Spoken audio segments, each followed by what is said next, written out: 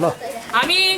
finally third day continue गर्दैछौँ बनेपामा stay गरेर पनौती पुग्दैछौँ पनौतीमा यो कहाँनिर राजकुमारको प्यालेस आइपुग्यो उहाँ नवबुद्ध राख्ने ठाउँमा पुग्यो हामी नवबुद्धको घरमा आइपुग्यो छिप्पी पत्तको हलो लियो होला कति हराइसकेको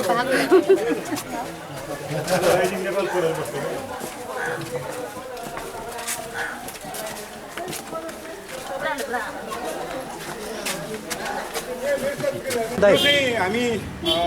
पनौतीको बिचमा छौँ त्यसले चाहिँ पहिला एक हिसाबले तपाईँले नमो बुद्ध भनेर भन्नुभयो जति पनि भन्नुभएको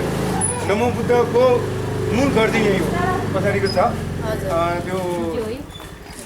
जोसे भन्छ नि होइन त्यो छ त्यो भयो अब यसको धेरै लामो नगरौँ त्यसको चाहिँ यहाँ हो यहाँको राजकुमार महासत्व राजकुमार उता गएर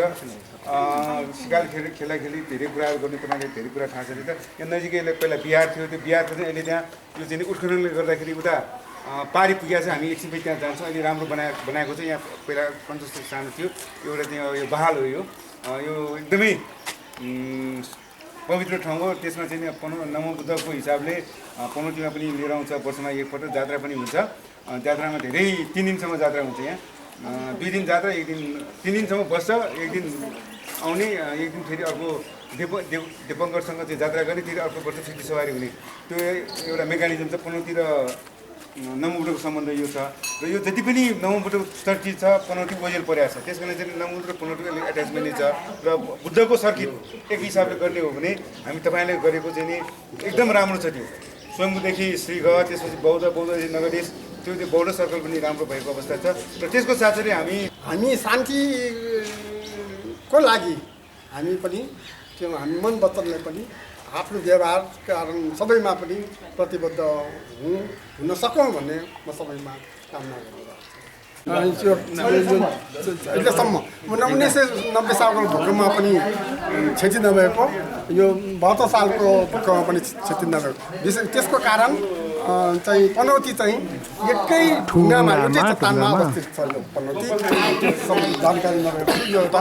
पनौतीको एउटा जानकारी तपाईँहरूले गराएको सबैलाई पशुपतिनाथको मन्दिर भन्दा पनि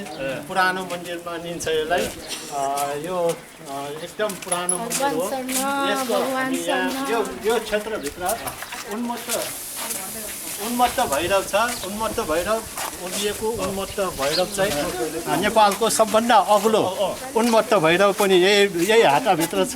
र विष्णुको मूर्ति तुलानारायण भन्ने छ यो मूर्ति चाहिँ यो मन्दिरभित्र छ यो यसमा यहाँ छ हेर्न सक्नुहुन्छ यहाँ उभिएको बुढा नीलकण्ठ सबभन्दा ठुलो त्यसपछि उभिएको मूर्तिमा सबभन्दा ठुलो मूर्ति यही विष्णु मन्दिर विष्णु भगवानको मन्दिर छ तुलानारायण भन्छ फेरि एकचोटि भन्नुहोस् यो चाहिँ उभिएको तुलानारायण नेपाल